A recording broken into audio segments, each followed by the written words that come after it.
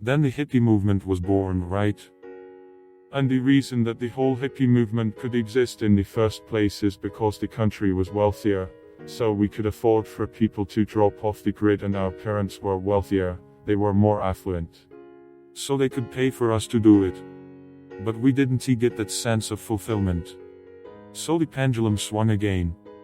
And then we had the 1970s, the me generation, defined about looking after your own happiness. And everybody had to have a guru, and started to become very, very selfish. That didn't really work either. And again, the whole time we were becoming more affluent, and yet that sense of fulfillment and happiness and trust is not growing with it. And then the 1980s. Still that sense of me, but now business was cool again.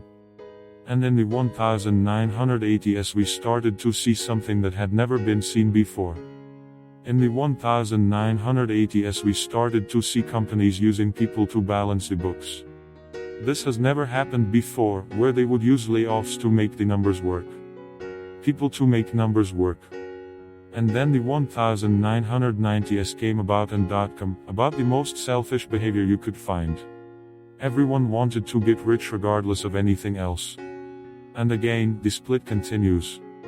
The only thing that happens, the only thing that really grows in organizations or societies where they go through a split, is that the distrust increases.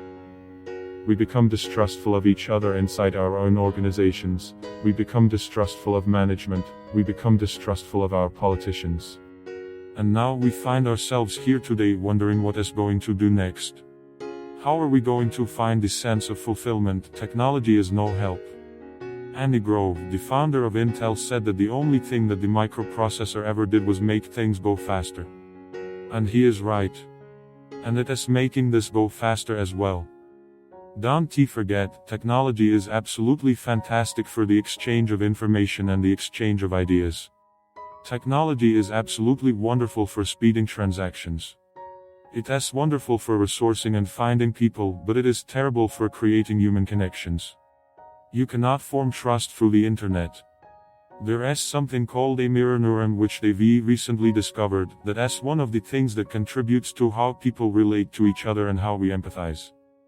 It is the feeling you get, it is the same part of the brain that lights up. They did these pictures, they did mirrors. They gave people a picture of someone smiling. And then in our own brain, when we see someone smiling, the same part of the brain lights up when we smile. It is what creates empathy, and it is necessary to create trust. Again, this very human bond. This is the reason why the video conference will never replace the business trip. You can get a good gut feeling over a video conference.